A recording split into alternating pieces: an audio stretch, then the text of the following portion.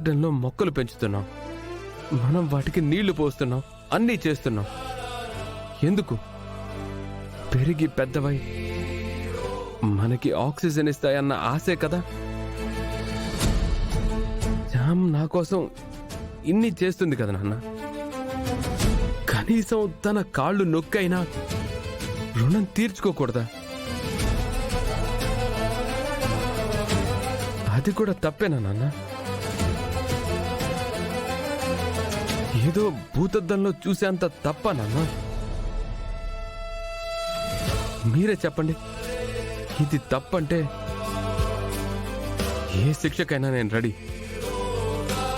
అందులో తన తప్పేమీ లేదు. ఇందులో తప్పు ఉంది అనుకుంటే అది నాదే.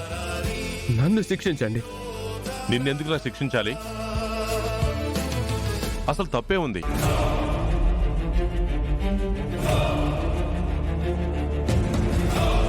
తను చేస్తున్న సేవకి, తను చూసుకుంటున్న విధానానికి మనం తన రుణం తీర్చుకోలేం.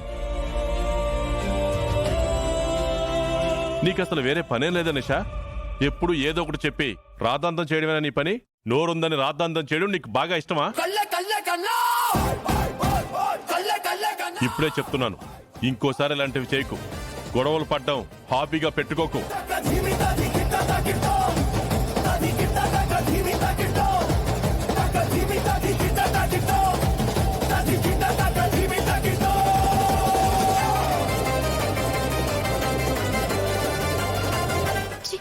ఇది ఇలాగే జరిగిందేంటి? అర్థమైంది కదా? మళ్ళీ చెప్పించుకునేలా చేసుకోకు.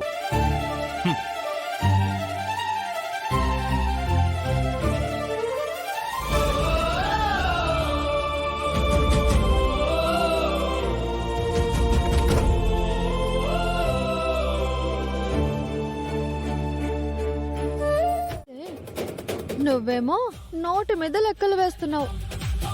ఆ వెర్రి మొహానికి తెలియక హేక మెడలు కట్టేస్తున్నారు. నిన్ను మాత్రం ఊరికే వదలరు. నీ పట్టాభిషేకం అటుంచి నిన్ను పీక్కు తింటారు. నువ్వు ఏమీ చేయలేవు. ఏం చేస్తావు? నువ్వు యువరానివే కాదు కదా. కానీ అది వీళ్ళందరికీ తెలియదు కదా. చెప్పాలా చెప్పొద్దా అని టెన్షన్తో చస్తావు. చెప్పలేక దాయలేక తల పీక్కుంటావు. అరే ఎందుకు అబద్ధం చెప్పి గోడలనయ్యానా అని నెత్తిని కొట్టుకుంటావు. ఆల్మోస్ట్ ఇక నీ బతుకు అయిపోయిందని నువ్వే ఫిక్స్ అయిపోతావు. చివరికి చెప్పాలా వద్దా అనే ప్రెషర్తోనే చస్తావో బతుకుతావో తెలీదు. ఇది నీకు జరగబోయేది. నీకే సవ్యంగా లేదు. నువ్వొచ్చి నాకు లెక్చర్లు ఇస్తున్నావు. అసలు నీకంత సీనుందా? ఏంటి ఆ చూపు? ఓ కౌంటర్ లేదు కదా. ఎన్కౌంటర్ అయిపోయావు కదా. పోవే పో. పెద్ద చెప్పడానికి వచ్చింది.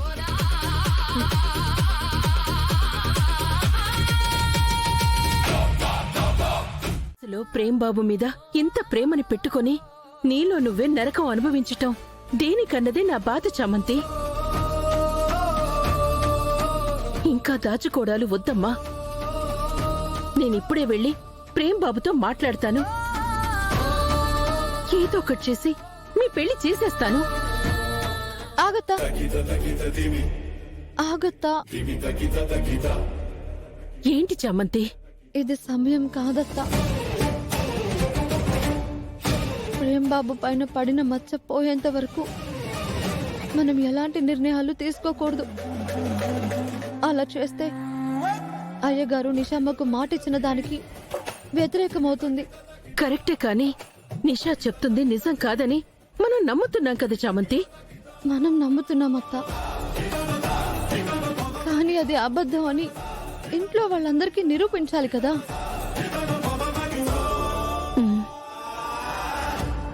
అందుకే చెప్తున్నాను, దాని బండారం బయట పెట్టే వరకు ఏం చెప్పొద్దత్తా.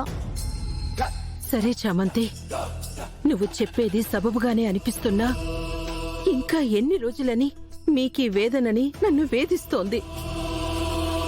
ఏం చేస్తావమ్మా? అయ్యగారు చెప్పిందాన్ని దృష్టిలో పెట్టుకోవాలి కదా.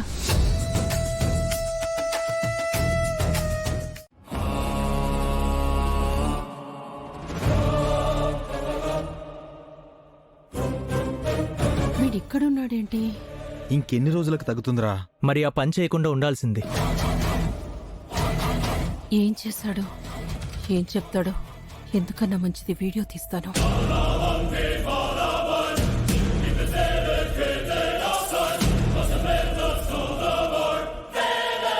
అలా చూస్తావేరా, నేనేదో తప్పు మాట్లాడినట్టు.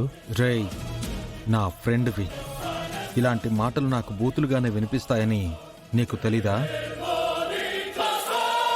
ఇప్పుడు బాధపడుతుంది నువ్వే కదరా. ఏం చేస్తాను? ఆ రోజు ప్రేమ్గాడి బండిలో బాంబ్ కెమికల్ కలిపి పేలేలా చేశాను.